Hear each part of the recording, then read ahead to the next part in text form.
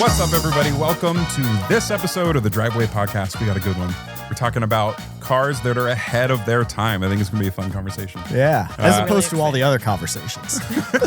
Some of them less fun than others. All of them. This is the one you want to listen to. Yeah, this one's worth a dollar. Matt, you're here. Dave is here. Natalie is here. Welcome. Hope everybody is well. Is everybody doing well? Yeah, Natalie, what's up with your sweatshirt? Yeah, what are we working with here? Oh, this old thing. This is a souvenir from my honeymoon. When Alex and I went go-karting at Portimao. Oh, So, yeah. Close your lid a little bit just so we can make sure that people can see what it is. I don't know. yeah. There you go. Should I stand? No, you're visible there.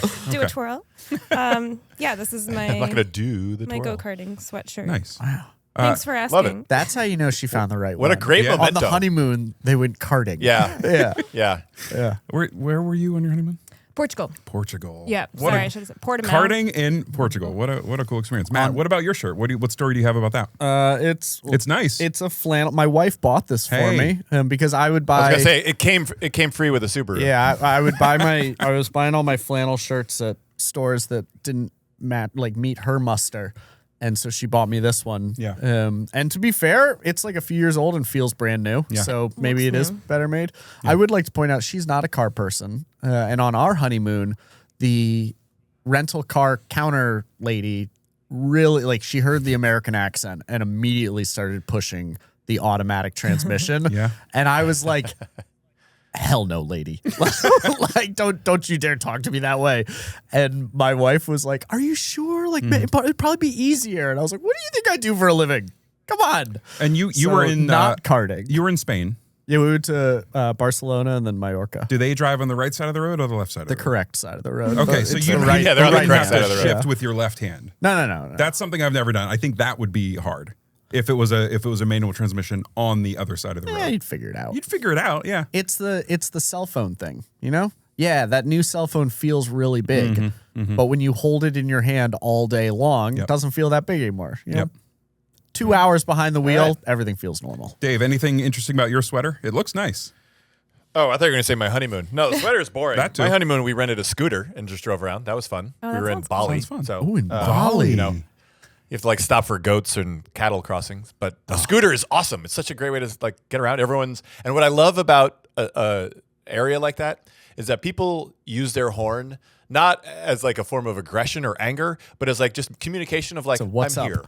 here. Yeah. So there are horns everywhere, and that's how I use my horn. It's just I'm a flagrant horn user here in Los Angeles. So it was great. I was with my people, just beeping everywhere. We're all beep beep beep, cruising through the countryside. It was lovely. I love that when we all go visit automobile factories, which I'm sure everybody does. As you do. They put you in the little cart and they drive you around the factory, and every time they get to an intersection, they beep that horn. Beep, beep, beep, beep, beep. It's probably the same horn that's in these scooters. Yeah, Yeah, this little, yeah. my 6-year-old's bike has the horn on it. Well, this was great. I feel like this was really good yammering. Well, What about Elliot's shirt? okay. Hold on. So I'm wearing a beautiful Liverpool Football Club shirt. Just a little subtle bit of branding. And my Are honeymoon. they going to the Super Bowl? They're not going to the Super Bowl. Actually, I guess they would have been in the Super Bowl. They are currently, I don't know what it's going to be when this is out. They are currently third in the Champions League. So pretty big deal. Pretty big deal. My This honeymoon, is a soccer team. we went to Morocco. And wow. we didn't drive a car, but we were driven in a car that got into an accident. Oh While my! you were in it? Yeah. Ooh, that's not okay? good. Was this the start or end? It was middle to end. We were being driven. A bad one? Not bad. We were being driven through the Atlas Mountains, and the road was just like this, switchbacks the whole way up. And there were a lot of BMW motorcycle people. It was a really cool Classic road. BMW driver. Yeah. Classic BMW No, driver. the motorcycle didn't hit us, but around one of the tight bends, a car just kind of grazed our side. So it jostled. We were shocked, but everybody was fine. So How did the driver take it? Was it business as usual? usual? It was just or a Tuesday. Just a Tuesday. It was just he was fine. Did you like buy it. a rug? I like it. We did actually Big a Berber rug, and we sent it home. Yeah, big rug business. not a big. In Morocco. Well, yeah, I was gonna say the rug wasn't big, but the business is big. We were, It's incredible. It's incredible how they pack these things up. Yeah. very tightly. Very tight. So what are we talking about today? We're talking about Who cars knows? that are ahead of their time. None Probably of us not are ahead rugs. of our time. But before we do that, as sometimes we do, we have a little bit of news. Oh, Little bit of news. Dave, our resident former journalist, maybe. We're doing the work. We're current journalists. Yeah, I was gonna say he actually drove this car. Normally we talk about cars other people. Well, this drove. one, yeah. Yeah. I'm not going to spend a lot of time in this one. We're commentators, but Dave is a journalist for this one. So tell us about. Well, I'm just going to graze right past it because the second thing I want to talk about is way cooler and sexier. Take it away. The floor is yours. Most recently, drove the Audi A6, bread and butter mid-sized luxury sedan. This is the gas version. Audi kind of made things super confusing this year by rolling out an all-electric A6 e-tron. This is not that. This is the normal garden variety A6 that's been around forever. Just drove it. Video. I don't know if the video will be live by the time this episode airs, but Probably not. But takeaway I'm was trying to figure this out right now. It will Stay not tuned. be, but it'll be out soon. Has be out the soon. Stay embargo tuned. lifted? Oh, that's an embargo one. Well, then yes, Yes. it may be up. I thought it was a normal. Well, can I speak hold on, freely? let me just double check on this before Dave keeps talking. Matt, do your. Cars ahead of their time. Okay. So Let me just say this. It is 211. not ahead of its time. If you're coming out of an A6 and you're getting into this new one, it'll do everything you need it to do. I don't think I would choose it over a BMW 5 Series or a Mercedes E-Class. It However, published leave it at yesterday that. for our listeners. Today Perfect. must Okay. be February 11th because the review published on so there's my February 10th. takeaway. Go there's check my the video, Dave. It's a beautiful video. I loved working on it. It was really good. Everybody sweet. should go watch it. There we go. Yeah, and Audi next has definitely car- gotten confusing, right? Because there's no more A4. A5 Sportback is A5 gone, took but over the A4. A5 is now a Sportback, and the A6 has an Yeah. e-tron and the regular e-tron, or regular A6. No. So if you are Right. confused Yeah. at all by Audi's lineup, watch Dave's video. And it will get worse. No, the second car I want to talk about because this is cool. And yeah, it's hard to put into perspective how cool this is. But Corvette, the ZR1X with the ZTK package. So It's this a lot is of the, Z's. like More Z's than a you lot of normally Z's, see. a lot of angles. This is like the crazy car, the crazy version of the crazy car. Corvette just came out with some acceleration times. They said that on a prepped track, so this is a track that it's not as if you just go into the middle of your street. The track is extra traction, so the car is going to take off super fast. 1.68 seconds, 0 to 60 for this latest and most bonkers version of the Corvette. That's quite quick. 1.68 seconds. Yeah. My gosh, that is bonkers fast. And this is a production car. They said it would also do, it's still well under 2 seconds on just a normal, unprepped track strip with normal tires. So I just think it's pretty cool. We are living in an era where you can go to your Corvette or your Chevy dealership, buy this car, take it to the neighbor's driveway that you don't like, and peel out and do 0 to 60 in 1.8 seconds. Yeah, so for context, that That's means insane. 0, 60. Thank you. Matt has a smartwatch. Yeah, that's that can't be healthy, right? Like, what does this do to the human body? I was just trying to look up if we've ever experienced that, like being on a roller coaster, and I'm not getting a good answer. yeah, but Cedar do Point. you guys think like roller coasters tend to start off a little and then they If work you they up have to like it, the right? magnetic launch Yeah. or Hold the, on. Like, have most people experienced anything akin to this, or is this going to be like a very I think elite? No, you've think not, 0 to other than 60 being in and- like a Okay. Tesla Model S Plaid that will, do 0 to 60 in under 2 seconds. like a It's So it high speed just train. highly disorienting. 0 or at Cedar Point Amusement Park in Ohio, where I went when I was in high school, they had the Top Thrill Dragster roller coaster, which according to Google's AI overview says it reaches 60 miles per hour in approximately 1.2 to 2 seconds. wow. So, yeah, I mean, I've been there. It's So Matt's Slow. done it. yeah, I That's survived. slow. All right. It's a And just closer for to God experience. For context, this Corvette is the all-wheel drive. In the previous episode, we were talking about, Natalie, you were talking about adding a front electric motor to vehicles and making them all-wheel drive. So this has an electric motor, a twin-turbo V8. It has, 1,250 horsepower? So this is like, again, the most bonkers version of the Corvette, which is already kind of bonkers in itself. And I mean that in a good way. Yeah, so I just think that's cool. That's a fast car. Gas-powered, right? Most top acceleration times these days are all-wheel drive electric cars. The Lucid Air, what's the version of the Lucid Air that's crazy fast? The Tesla Model S Plaid. Good old American muscle here. Got it. 1.68. That's pretty cool. That's fascinating. Is that going to be potentially in press fleets? Is there a way that No. any of us will drive this car? Almost Probably certainly not. not. Yeah. They did. Their lawyers are like, no. Yeah. Chevrolet did send seen a us drive. Corvette to New England. Yeah. God, years ago now, but they sent it in the middle of winter with Yeah. snow tires. Hey, at least the tires. They have a sense of humor. Like it's They're like, yeah, go test it. yeah, crazier things have happened. Any sense of pricing on that at all, Dave? Is there even a price? Ooh, that's a good question. Let me. That's a great question because that sort of puts it in a context. Yeah, I know Corvettes are usually considered like affordable-ish for their. So for their we're class. looking at. Is that true? Well, these are like dealer markups. Starting MSRP, but I don't know if that's with the package. Yeah. Okay. So with marked up prices, you're looking at about $300,000.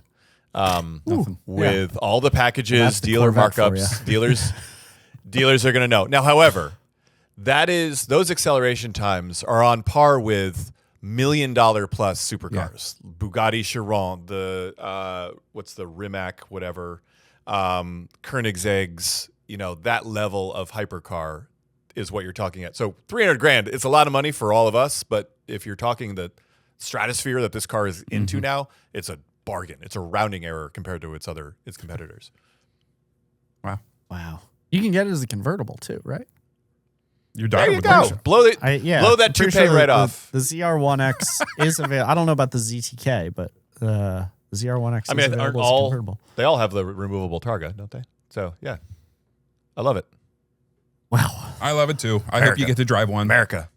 Maybe own one someday. So it's very fast, but is it ahead of its time? Hey, what a great What a great segue. Professional over here, professional Now, podcaster. The question that comes to mind is, what do we mean? What does it mean? What do you What does mean any when of we this say mean? ahead of our time? What does it mean for a car to be ahead of its time? Natalie, what do you think? I'll take this one because Take it I away. did suggest this topic for this podcast. She's been very excited. I'm really excited to be here, you guys.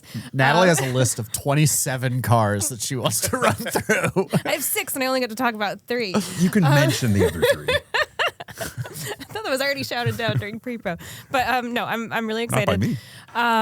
And yeah, so I'm really interested to see what you guys came up with. What I was thinking originally, there was a specific car that made me start thinking about this. I was out for a walk with my husband, and we were like, "Whoa!" I'll tell you because it's my first choice. This is the one you went karting with on your honeymoon? that husband, Yeah. yes, it's that husband. So what we were thinking at that time was, oh, here's a car that really should have succeeded, and I think would if it were launched today. Like the market just wasn't ready, and now that's exactly where people are.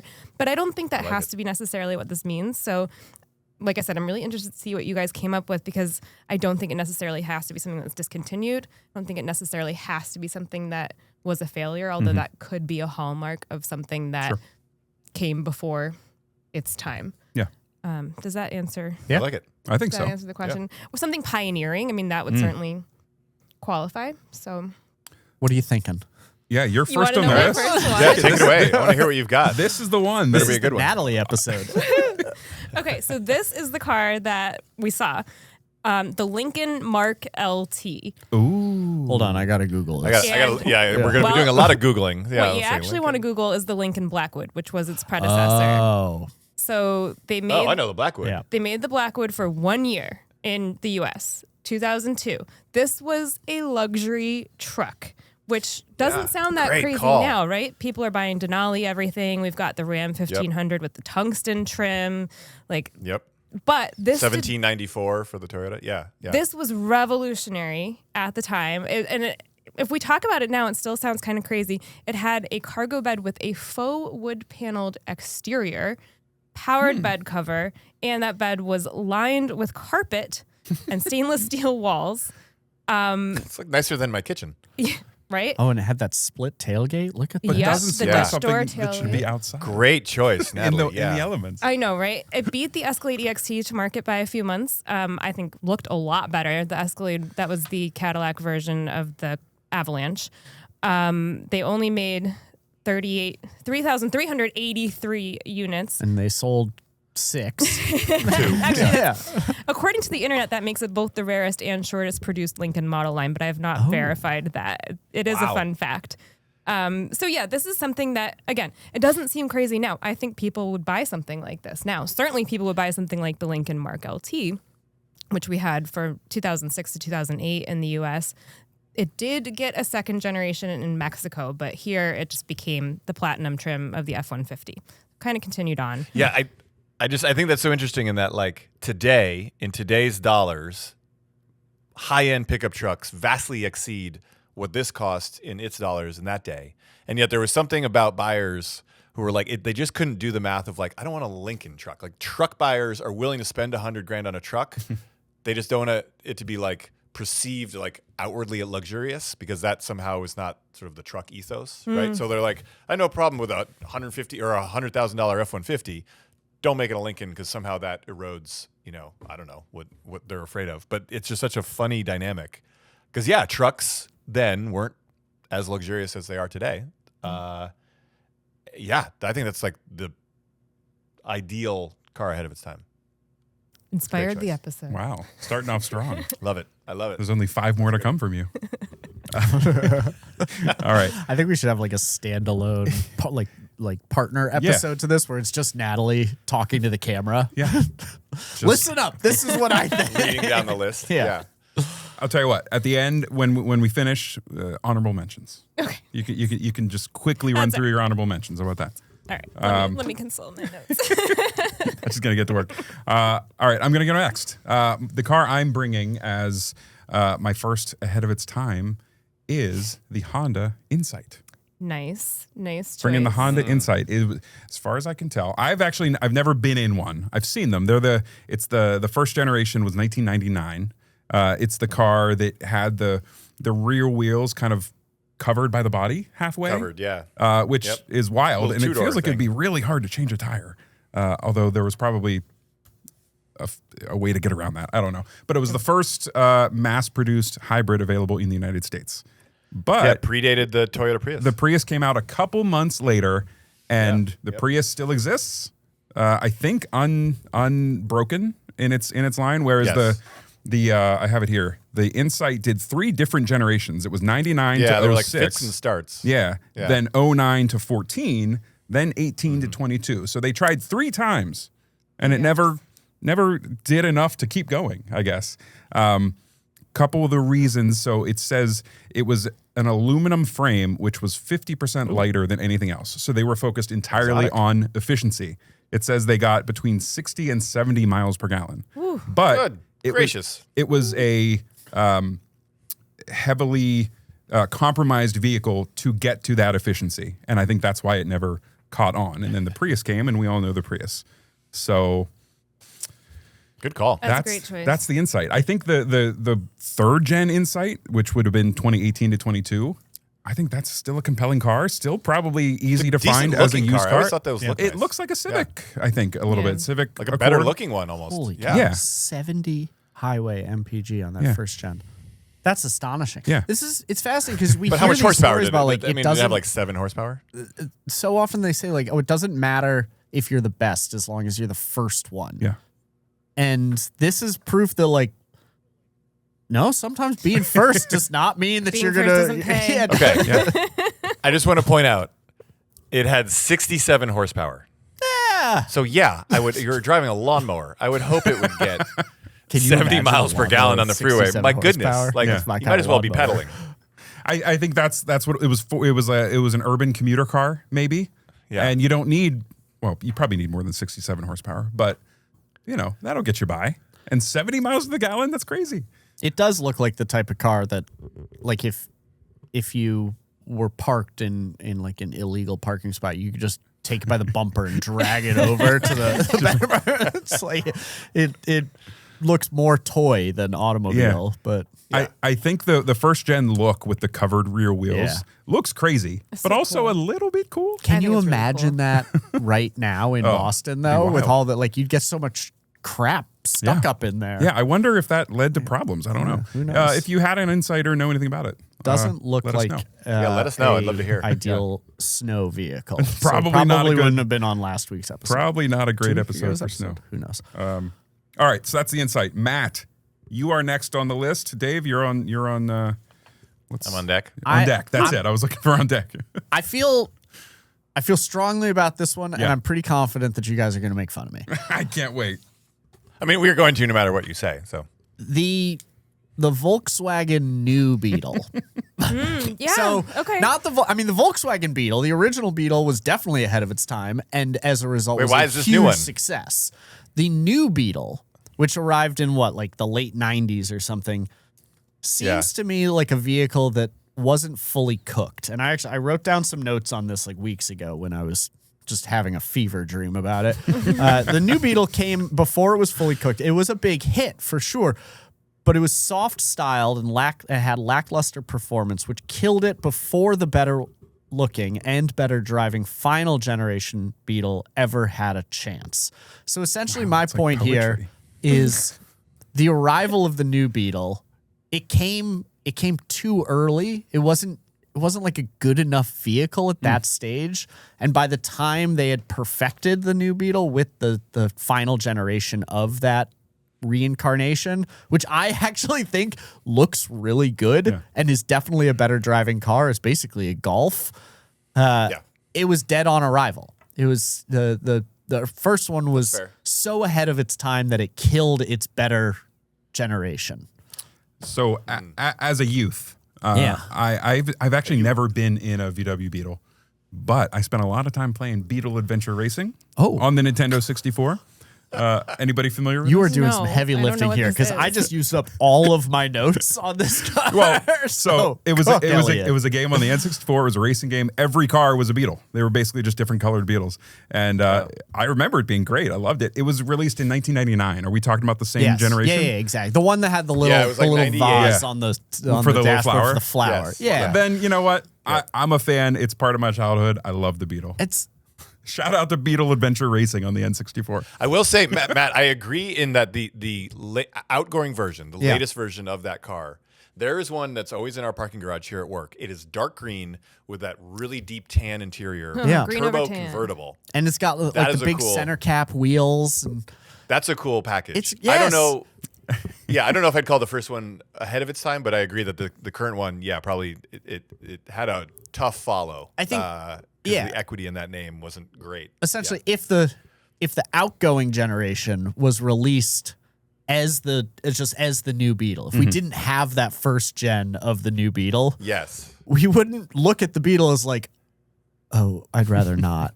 We would look at it a lot more fondly. We would remember the new Beetle more fondly. That's okay. Yeah. Did you guys punch your siblings when you saw a Beetle on the road? Yeah. Yeah. We did that. We punch each other just in general. I was the youngest. The punch bug. What's the point of having a sibling if you can't? I was the punched. You know what? I have a lot of nostalgia for the Beetle, and I didn't even realize it. There we go. Yeah. Job done. And I like that choice because one of the things I was thinking about when I was trying to come up with other vehicles here was that retro futuristic stage that we had in car design where there was like the PT Cruiser, the Audi TT, the Chevy SSR, the 90s, and the Beetle's like the prime example of that. How many of them are on your list here? That was a topic. None of those are really in my honorable mentions, but that was an area that I was thinking as I was coming up with additions. We've done well. I think I like this list we have together now. Dave, keep the good vibes flowing. All right, let's keep some vibes flowing because this is a car I could see Matt putting that shirt on in 1980 with that beard and that hat and getting into this car happily with the family, driving through New Hampshire to see the parents. This is a Matt Smith car from 1980. It is the AMC Eagle. So this is a station I wagon. It was going to be a Subaru Brat, but AMC Eagle even better. This is sort of the predecessor for the Subaru Outback. It's the same recipe. It is a high ground clearance, all-wheel drive, or maybe four-wheel drive. I should look that up, but many wheels are driven. High ground clearance station wagon, so you've got the practicality, you've got the higher ride height. It's all the things the Subaru Outback is today. This was in 1980, and this is an era where SUVs were barely a gleam in our eye. And it was, kind of a cool alternative to other things on the road. There weren't many other competitors to this. I think it was way ahead of its time. These days, you've got every automaker, worth their shorts coming out with a high ground clearance, off-roady version of every car they're making. And here they are, AMC, in 1980 doing exactly that. So it sort of predates the trend of needing to look rugged today. This was doing it back in the old times. I think it's pretty cool. I think you I nailed don't it. see a single one on the road today, but they were a cool package back then. Totally nailed it. That was another thing that I was thinking was like everybody wants a rugged version of something. What was the early one? But I did not come up with that. That's an awesome choice. So yeah, it's the Matt Smith car of 1980. All right, Natalie, we're back around to you. Ooh. What's number 2? Ooh, yay. So my second is the second generation Acura NSX. And first generation Acura NSX is great too. But here is the thing about the second one in relation to this current market. This was using the hybrid for extra performance. The second generation is like the most recent NSX. True. Yes. Okay. Yes. Yeah. The Iron Man NSX. Yeah. Did he drive it? I don't know. Who knows? I guess Yes, Looks he like did. he did. I'll tell you a story about that in a minute. Yeah. So now we see this in the Corvette E-Ray, the 911 with the T-hybrid system. At the time, though, it was really just, the holy trinity of supercars. So the McLaren P1, Porsche 918 Spider, Ferrari LaFerrari. Those were using hybrid technology in this way. This was like a tenth of that price. And yeah, very, very cool. I would say pioneering. And I Home think, run pick. What's that? Yeah. That's a great pick. Thank you. And I think we'll Yeah, continue I to love see it. more of it in more and more consumer grade cars. So It's a bummer that that second gen NSX wasn't more popular because it was so livable in daily driving. So I had the good fortune of driving that generation NSX on a track, and roughly in that same time period, driving a 918 also on a track. And my takeaway was the NSX was 3/4 of the performance at what? 1/4 of the price versus NSX versus 918. So it got so much closer to the 918, but was not bonkers expensive. That was just it came out in a rough time where the Holy Trinity was getting all the attention. I think Acura also shot themselves in the foot style wise because I don't know if you remember, they were showing the concept of that car for 2 or 3 years, kind of in production form. So by the time the production one came out, people were like, isn't that already out? Right? I think there was a marketing sort of flub on Acura's part there. It didn't have that enthusiasm. Also, when that second gen NSX came out, it was right when Ford came out with the Ford GT, which no one knew was going to happen and which stole all of the thunder. So that's kind of a bummer. But Matt, to your point about the NSX being Tony Stark's car, yes. And here's how I know it was. Oh boy. Is because being out here in LA, there are the film studios. I was writing for the LA Times, and I saw at the end of I think the first Iron Man, Tony Stark drives that. It's a convertible version of the NSX before the NSX had come out, the second gen. So I reached out to Acura and I said, "What is that car made from?" Right, the NSX didn't exist yet, and so we went to a studio, and I got to drive that actual car that was in that movie. And basically, what Honda did is they took a first gen NSX and then wrapped around it this sort of composite body of a second gen, because they knew by then the design was frozen, because movies, are made a year or two before they actually come out, so they had to time it right. So I've driven that actual car that's in Tony Stark, but it was a sort of hybrid version or hybrid in the sense of first gen and second gen smushed together. That is Pretty so cool. that's wild. I had to do a little research while he was talking. It was Tony Stark's car in the Avengers, the first Avengers. Okay. The first He's, Avengers. he's an Audi guy. The very end. before A then. lot of So Audis and- I mean, really, if Honda wants to pat themselves on the back, they took Tony Stark away from Audi. This is That's a conquest. that's a conquest right there. That's really cool, Dave. Dang. That's such a cool story. Yeah. We got a real Why life is, that, Iron Man. why Yeah, is this the here's- first they time we're just- hearing that story? Oh, they're selling it. Hang on, they're selling that actual car. Are you gonna buy it? Wait, right now is it up for auction? Yeah, bring a trailer. The Tony. Go get it. Let's see, and here it is. Look, all right, we'll have to put this up somewhere.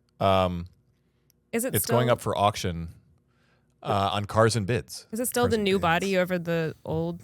It's the new body over the old school version. That's I guess a kind of collector has had it for a while.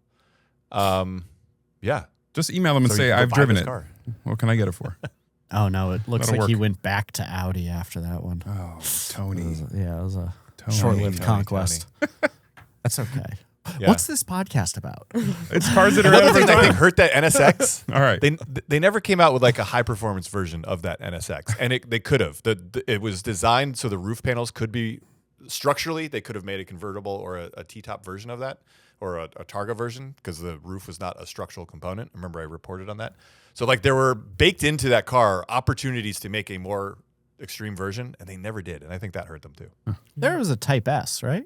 Yeah. Yeah. Facelift. After Oh, the facelift. but it wasn't like a performance. But it wasn't like a performance. Yeah. Like they could have Oh, done a that's a Type shame. R, like just gone bonkers with it, and they never did. And I think that may have held it back too. So I think it did do a lot better though, and those are the ones that are really valuable now. They addressed a lot of the complaints.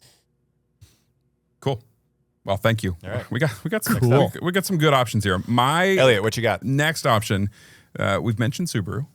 Matt, you mentioned the Brat. Uh-oh. I'm not bringing the Brat, No. but I am I know where bringing you're going. the Subaru Oh boy. Baja. Baja. The The Baja. Subaru Baja. Because the Brat was too obscure for you. I have I have more to say about the Baja, maybe. Yeah. So model years. It was only in production for 03 to 06. So short-lived. But the reason I think it's ahead of its time, which might not be currently true, is I'm thinking about the Maverick and the Santa Cruz kind of entering the market as small pickup trucks, because all the normal pickup trucks got so big. There's a new market for small pickup trucks. But Dave, you were mentioning that Hyundai may be backing away from that market. Is that true?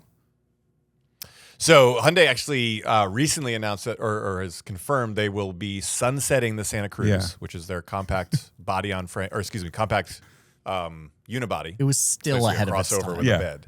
Still ahead of its time. Yeah. Hyundai's sunsetting theirs in favor of a more old school body on frame midsize truck that will come out later this decade. Yeah. So my argument was, well, the Santa Cruz is doing so well.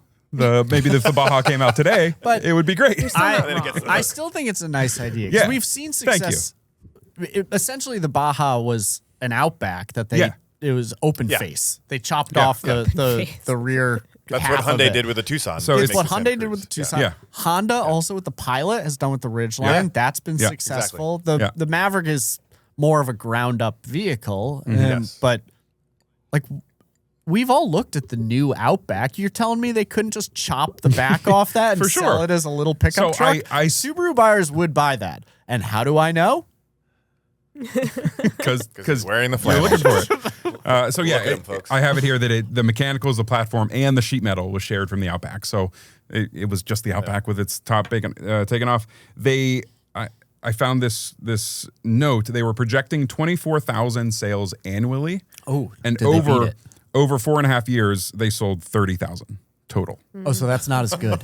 It's not as good. It's not as good. Not as Big good whip. as they Yeah. wanted, but I think it's a cool car, and I think maybe ahead of its time. I still think the Subaru buyer of today, I don't know, maybe they'd pick a Baja over a Santa Cruz. Oh, well, Because the and Santa Cruz was kind of cool. I like the Santa Cruz. Plus, like Yeah. a Subaru Baja Wilderness that's built off the Outback. Like yes.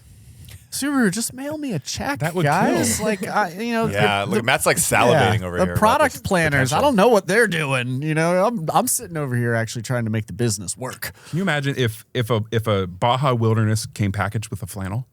Every buyer just pick your Subaru color seats would be flannel. made Subaru out should of Matt's definitely shirt. do like a line of flannels. Why not? And maybe Yeah. golden retrievers. That would sell. That would sell big numbers. All right, that was going? that was the Baja. Matt, you my are turn? going. You're Okay. up for your second car. I worry that Dave is either gonna have a really strong opinion about this or just I get will. upset that I said it instead of great. him. But it's the FJ Cruiser. The Toyota FJ Cruiser I have no. when it came through was viewed I don't as disagree. like something of an abomination because Yeah. the FJ Land Cruisers were already icon status, and they took that FJ nameplate.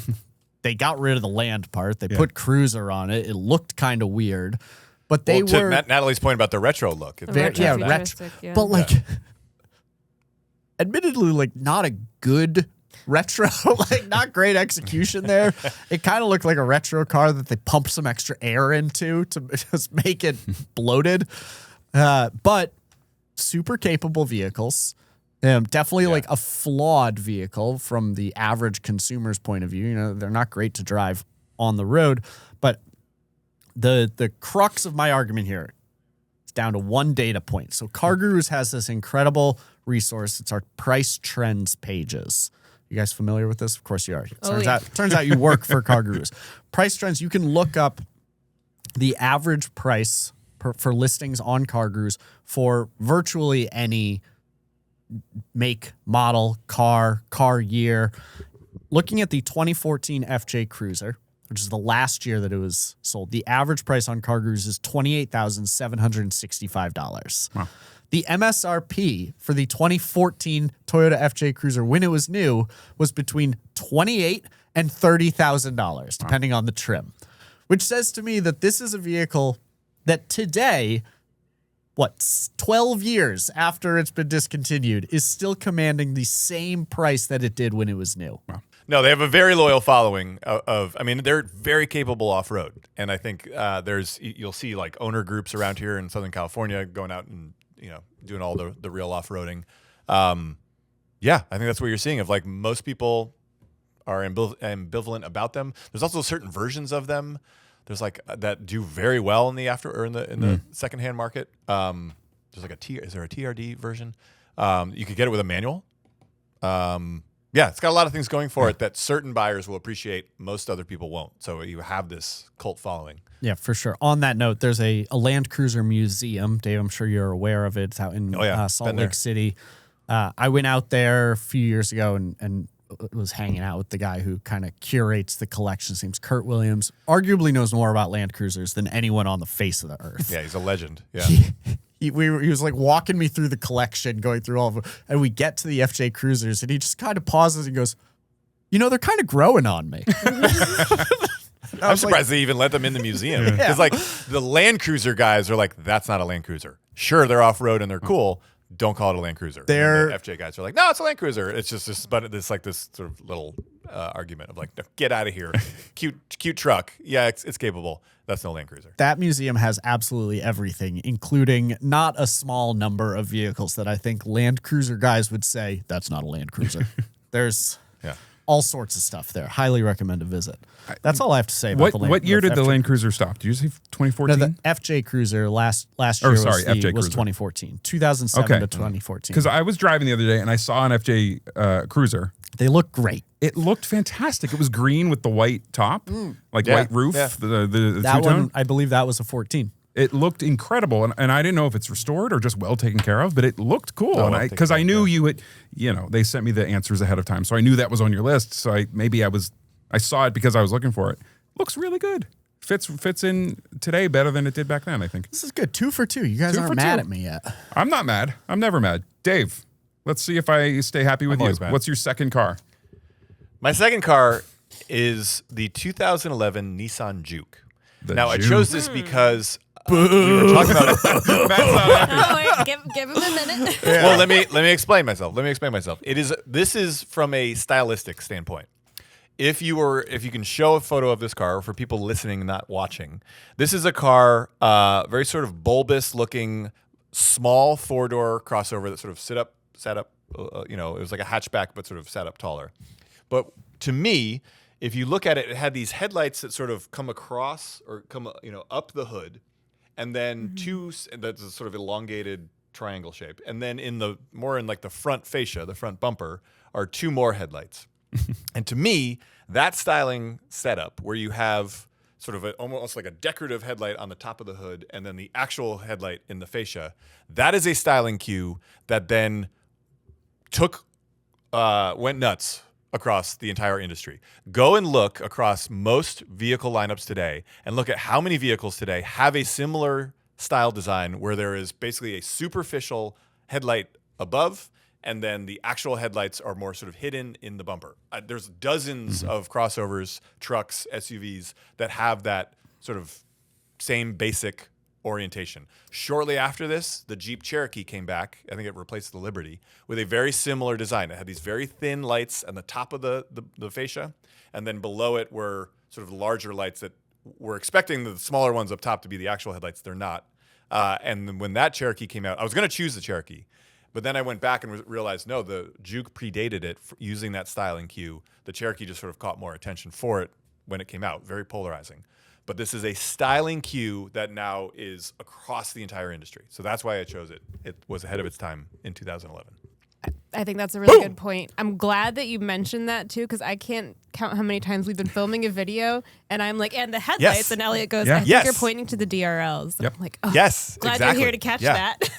I did it on my own I just video did it, last week, and I don't have Yeah. the car anymore. Do so we it's in like there. this though? Like, can we agree? Ahead I'm not of its calling time, judgment but, on it, but its but- time is also like, it's not good. Like, twas ugly then, twas annoying today. I'm not casting judgment on it either way. The Juke was an entertaining car to drive, especially there was a Juke Nismo. I don't know if this may have been before. I That did was not a know there riot. was The a- car was a lot of fun. I didn't know. there was But a I'm saying version. just from a styling standpoint, it was ahead of its time. It uses cues that people Mm-hmm. are still using today, Love It looks that. like a whether you bug. like those cues or not. Looks like a bug. So I don't know if It is Matt a- was yeah, looks like a bug. super happy. I liked it. So It's I think you're batting like a 750 now. I'm not saying I like it. I'm just saying it's ahead of its time. yeah. Like It's a he's, good qualifier. congratulations, Dave. I'm now going to look at the like dual stack faux real headlight styling situation the same way I look at widespread lights. Like, just because everybody is doing it does not mean you should be doing it. Juke did it I'm first. not. I'm not did disagreeing. first. That's Yeah. not my point. My point is they were the first to sort of take this styling cue. All right, I'm not mad at you. He's mad at the Juke. Natalie, Not at this situation. for most of us, this is our last car, but Natalie, this is your third No, car. this could be my last car. That's fine. I did struggle to pick a car. No. So I'm going to go with, and we did sell this in the U.S., the Citroen DS. Oh, so- Okay, whoa, whoa, wait, one sorry. more time. The Citroen DS. In English. Citroen DS. Which That was great. I just that pronunciation. I don't think I've ever actually heard you speak French. I know you do, but that was great. Good job. Technically, I think the name is Dutch, but it's a French brand. Oh, it now, is? So My American is showing. sold in no, it's fine. I mean, it's like Bugatti, right? Like it's a French. Sold in North America from 1956 to 1972. DS, the French pronunciation means goddess, so that's part of why it's like a little joke. Maybe you guys know that. Oh, I never knew that. That's so cool. Yeah. So first, I want to share this joke I've heard about French cars, which I think is really funny. May not play that well on audio, but it's. Maybe you guys have heard this about French engineering. Why go like this when you could go like this to scratch your ear? Can you And this is describe why you should watch the podcast. Watch I the love that. podcast. Yeah, I love that. So I've for never the heard that. audio listeners? Can you? Why use your right hand to scratch your right ear when you could reach your left arm all the way up and over and use your left hand to scratch your left ear? This is very French I like that. engineering. Yeah. So here's the thing about the DS that made me choose it. It Is was that how you pronounce it? the DS. It was the adaptive suspension. So Yes. this pioneered or introduced hydropneumatic suspension was invented and used on this car first, but we're still seeing adaptive suspension as a desirable gosh, yeah. option, frequently an extra cost option, even on vehicles like yeah. the Audi Q5. So Yeah. I think this car had a lot of things that were ahead of its time, and we looked at the aero design of the wheels on the Honda Insight. DS did that first. They were covered wheels. It had a flat underbody, the teardrop shape, so super aero. I mean, we're seeing that kind of design coming back on EVs now with the Ioniq 6 and the Mercedes EQ class.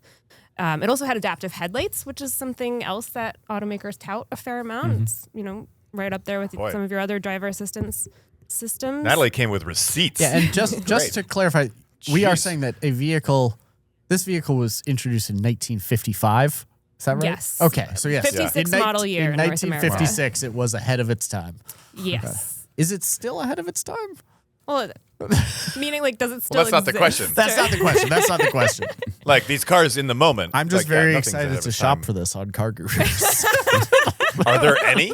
Have we looked? Almost That's an certainly obscure not. car. I think we can tell you some vehicles where you can get these great features. That's for sure. Yes. Nice. And you know what? Nicely I done. bet you there is one on CarGurus. We do, after all, have If the it's not on largest CarGurus- inventory. If it's not on CarGurus, it doesn't exist. Here's one, That's Lincoln what I was told. Aviator, air suspension. There we go. There you go. Audi Q5, it's available. SQ5, it's standard. So Hey, There is a 1956 Citroen 2CV Oh, different car. in San Carlos, California for $15,000. for 15, gonna- wow. I'm Additional. looking at Those are all kinda cool Citroens. cars. And there's only two nationwide. There's a 1990 Citroen 2CV, which looks exactly the same, in Jacksonville, Florida. Part of the value prop of that vehicle. There you go. Yeah. That's a great choice. Thank you. Objectively, there probably is no car more ahead of its time holistically than the Day S. It's sort of legendary for that, of like technologies that we all take for granted today. It had decades, earlier. Good choice. Thank you. Okay. Boom. Thank you, Natalie. Elliot, What do you got, Elliot? Well, that was high praise Follow for that. Dave. I don't know Follow if you're going to that, get high praise for this one. I'm bringing the Chevy Volt. Yes. The Volt, not the Bolt. Although I like the Bolt too. More ahead of its time than most people realize. Yeah. Yeah. So the Yes. Volt was True. an Good E-Rev, which extended range EV, right? So the engine, correct me if I'm wrong, this is plug-in how I hybrid. understand it. It was a pure EV. I think it had about 40 miles of EV range. Once it hit that, the gas engine turned on and powered the electric engine. The battery. Yeah. Yes, the battery. So It didn't move the wheels. yeah, so Unless it's like There's a few circumstances it would, but generally it didn't.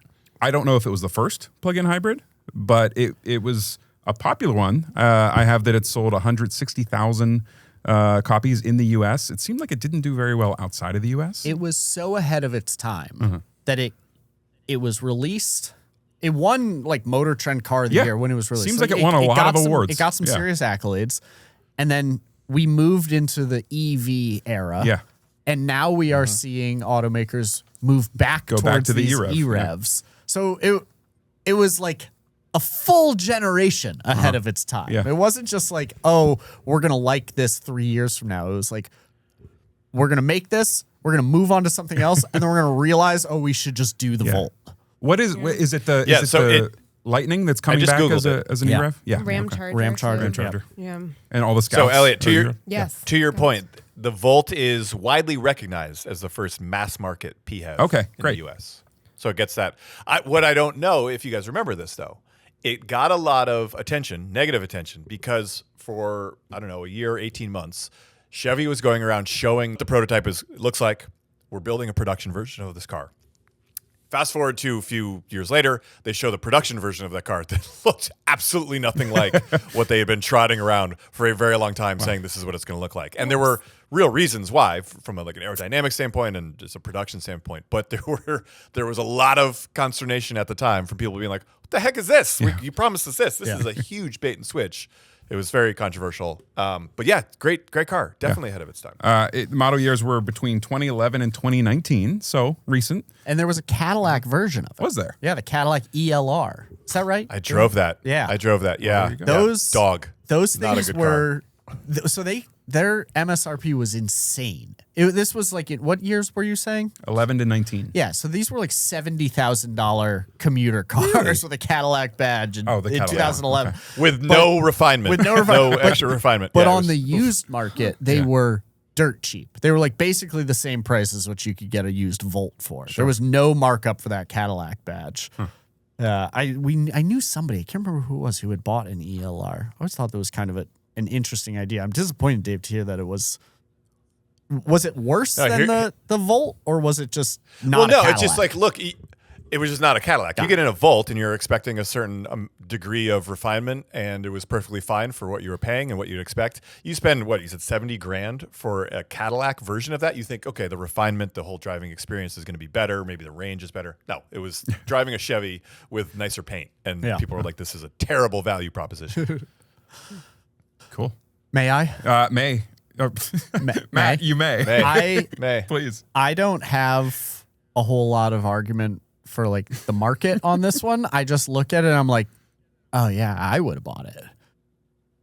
Honda Accord Crosstour. The Crosstour. I look at the Accord, and maybe it's because I own an Accord, and I kind of wish that it had a higher ride height because my back hurts And there's snow on the ground, and I just always need more cargo space. But the kids got pink eye. Yeah, it was a lift back Honda Accord, Yeah. and I don't know, it was ahead of its time for me. You know, Did it do well? No. Oh, okay. Not particularly. Great. I mean, not like the Honda Accord. Honda Accord's Sure. one of the best-selling cars of all time. Yeah. And now when I love my Honda. It's a fabulous driving vehicle. I say all the time, like if if my job is to help people find the right car for them, I found the right car, just maybe not for me. And the Crosstour is like, oh, well, that's that car, but for you. So I wish it did better because I wish it was still on sale so I could buy it instead of my delightful, wonderful driving, but far too low and hard to get my child into her car seat Honda Accord. You know, What do you guys old. got? You He's got getting anything? old. You got anything? Any comments? Do we like the Crosstour? I don't know much about the Crosstour. You want to look at a picture? I could, well, right there. You know what? It looks like a hatchback Accord. Yeah, why It's a not? bit like an insight. Yeah. Yeah. I could honestly, if we don't like this, I could say, what was it? The BMW 3 Series GT, right? Oh. There was a liftback 3 Series. Same idea. Okay. Brilliant. Why aren't people buying these? You know what? I like it, Matt. Thanks for bringing it. More liftback. Just liftbacks. the liftback is ahead of its time. Dave, your final choice. Yeah, I'll just go real quick. The 2002 Infiniti FX45 concept, which a year later, they basically just hit print and made a production version of that. So this is a 4-door sporty crossover. It has aged beautifully. This was a car that it looked like a concept car when it was a concept car, and then they just made the concept car into production, and it was just way ahead of its time. It is sort of a performance-oriented SUV, and this is as Porsche was just coming out with the Cayenne, so they may have predated the Cayenne. But from a style standpoint and just like an execution standpoint, this is, the predecessor of the BMW X6 or, like I said, the Cayenne. It did all of the things that a performance SUV today does then, and it still looks just as good today. It has aged wonderfully. I'm a big fan. But I think it's easy to lose sight of when you see one on the road today, just how forward-looking that design was back in 2002, 24 years ago, my goodness. And yet it is just as good looking. So it was pretty head-turning at the time, pretty dramatic, of like, this is pretty cool that they made a production version of it. So don't take that for granted. It's way ahead of its time. Awesome. That's a good pick. Very cool. That's like one of those picks that was so like I've completely forgot about it, and you just you like spiral down the rabbit hole just slightly, and you're like, wait, it had what and what, and it looked like that. Yeah. In 2002, like remember what everything else on the road looked like at that time, and then this thing comes along, and it was like, this is the future. But it was like a well-executed future, right? One that still looks as good today. Sometimes futuristic, looking cars don't age well. Yeah. And this one did. That's a really good choice. Cool. Interesting. So the three of us are done, but Natalie, really quick, what are your honorable mentions? Yeah. You have at least 3 of them, right? Actually, Dave kind of nailed some of the lines I was thinking along, so I'm glad I didn't go with some of my honorable mentions. Because one example, I kept thinking everybody wants the off-road trim of things, and I was like, maybe the Eddie Bauer edition of all those Fords. Oh, sure. Yeah. Like akin to wilderness, kind of. But I think... Yeah. Premium outdoorsiness. Yeah. Sure. Yeah. Ford's doing something different now, right? Didn't they just announce a partnership with another clothing brand? I don't know. I can't recall. I remember that. seeing something that was like, I just saw Fiat and like Armani. oh, it was Carhartt. Ford is doing something now with Carhartt. People And it's love like, Carhartt this is the nowadays. new Eddie Bauer. Yeah. Yeah. Yeah. Okay. Fair. That's a good get by Ford, because Carhartt has such good brand equity right now. Yeah. Definitely. Yeah. Working for the mayor of New York. Absolutely. And then actually the other big one I was going to say was the original Cayenne, because that was early on the like luxury crossovers. I think still, Infiniti isn't luxury in the same way that like Porsche is. So that kind of came before like Lamborghini doing a crossover and Aston Martin. Well, hang on. Lamborghini did an SUV back in the 80s. So they may have actually predated. What is it? all The of them. MP. for sure. That was on my... Shoot, what is that thing called? LM002, I think that's right. 002. Yeah. They call it the people should look that up. Rambo Lambo. The Rambo Lambo. Yeah, It had it's a like a little bit. Countach V12 in it. That thing's kind of cool. Yeah, Cool. that's incredible. That, So that what year was that? on That my was list. in 1980. 86 Holy cow, to 86. 93. Yeah, that was ahead of its time. Yeah. That's true. I am thinking like, oh, well, the X5 was a Yeah. little before the Cayenne, but no, I think Nope. Lamborghini wins this round. Wow. Yeah.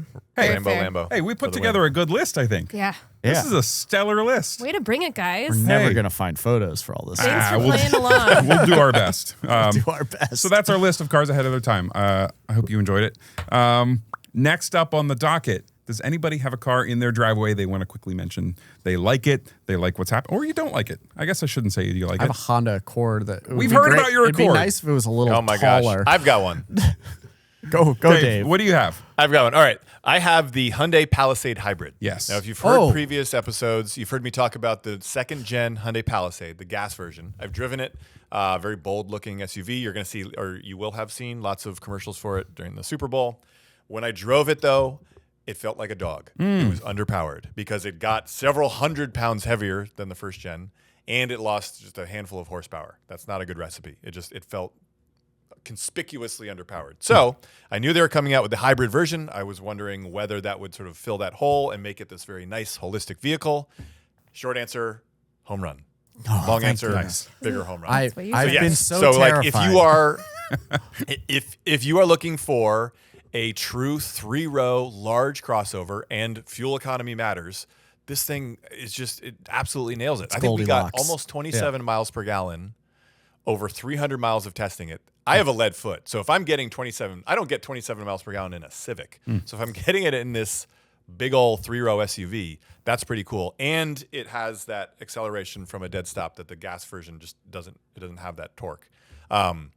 Yeah, I'm a huge fan. It's expensive. The one we Cool. had was like 62 grand. Wow, that's a lot. But It's a lot let of me car. look up what a lot of base I'm version. so happy It's to a lot hear of car. that Dave So likes it. well done, Hyundai. Dave, I drove this for CarGurus like on the first drive, like a couple months ago, and I loved it. And then I got back and immediately talked to you, and you were like, "Oh, I drove the gas one, wasn't a huge fan." And I've been waiting for you to drive the hybrid because I was worried that you were going to be like, "No, Matt, you're an idiot. Like this It's is bad. still not good enough." Yeah. But I'm thrilled that you agree with me that Good. it's So it's yeah, a they're phenomenal I mean, package. my wife jokes. She's like, I can tell when you like a car and you're considering it for us because you ask me what I think of it 50 times. Because my wife's car is getting a little old, and this is when I'm like, I apparently asked what she thought of this car 50 times. Pricing wise, you can get the base SEL hybrid in the Palisade for 44 grand before destination. And it starts that's in the approachable. SE. Get So the regular Palisade Yeah. starts at the SE. Yeah. So the entry point for the hybrid is a little nicer. It's Mm-hmm. more expensive, but it's also a little nicer than the entry point for the But gas worth one. it. I mean, the only other thing, the closest competitor to this would be the Toyota Grand Highlander, which Well, is for fine. now, you got the for Telluride now. hybrid coming in Soon. weeks. Sure. Soon. Yeah. Yeah. But no, big fan of this car. It suits the needs of so many different people. If you want efficiency, if you want space, like it does all the things. I love it. Nice. Natalie, I want to hear about what is in your driveway. Sure. A Range Rover Sport. Land Rover, Range Rover Sport. Fancy. Yeah. So, although, what did you say? No, actually, yeah, you're right. This is a lot more expensive. But is it Octa I was expensive? thinking of a different car that you had at a different time. So I had the plug-in hybrid version. I had it for this winter storm past weekend, which was great. I did not take it off-roading. So I'm not speaking in terms of the full fat Range Rover's off-road abilities, but in terms of everything else, including, and I think this is a big reason people buy the Range Rover, just the vibes and the luxury experience. Vibes. This is Vibes. like All day. this is less than 75, just under 75% of the cost of the full fat Range Rover, and I want to say like 90% as good. It was a great experience. Does it give you a little bit of like it makes you feel elite? I felt Try it. felt bougie. I felt like we were pulling into rest stops, and I was looking like somebody I'm not. Yeah. Yes. Like a get out of my way kind of person. Yeah. One thing that I really liked about it or thought was interesting was, so, we have a baby. One of us, I'm driving because it's a press car. My husband's sitting in the back with the baby. And every once in a while, you got to like take off your seatbelt to find something safely. Our Honda will shout at you Yes. immediately. Yeah. This was Is it like a Honda Accord? Yeah, it is a Honda Accord hybrid.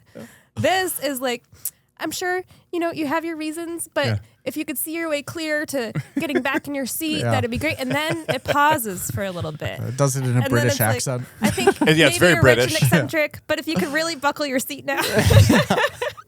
You're probably having high tea right now, Yeah, but like, in a moment. I know you're busy, but I'm going to tug on your sleeve and say, buckle your seatbelt, please. I hate to interrupt. Hate to bother. The Honda's like, get Yeah, back in your yeah. seat, dummy. So sorry. Yeah. So, Very polite. Very polite. yeah, it was a fun one. Awesome. I was going to talk about the Outback Wilderness that I drove recently, but instead I'm just going to point you to Cliff Atia's video review on the channel. It's really good. It was kind of a cool car. It's kind of cool. Last thing, speed round. You know it. You love it. Oh, no. The speed round question, and we're going to go in the same order. So it's going to be Natalie, Elliot, Matt, Dave. What was your first car, and was it ahead of its time? My first car was the Acura Legend. Listen to our cars we would bring back from the dead episode where I mentioned it. And I think, yeah, it was ahead of its time. It was a more affordable, more reliable executive sedan, really. And Cool. and not just a fancier Accord. Nice. Yeah. My first car was a 95 Chevy Blazer, and it was perfect for its time. It was not ahead or behind. I loved it. It was great. Matt. I had a 1998 Jeep Cherokee Classic. Yeah. It was an XJ. Probably wasn't ahead of its time in 1998, but it was definitely ahead of its time in 1980, whenever it debuted. And it was cool. Yeah. Like everybody in high school you just want to have a cool car. Yeah.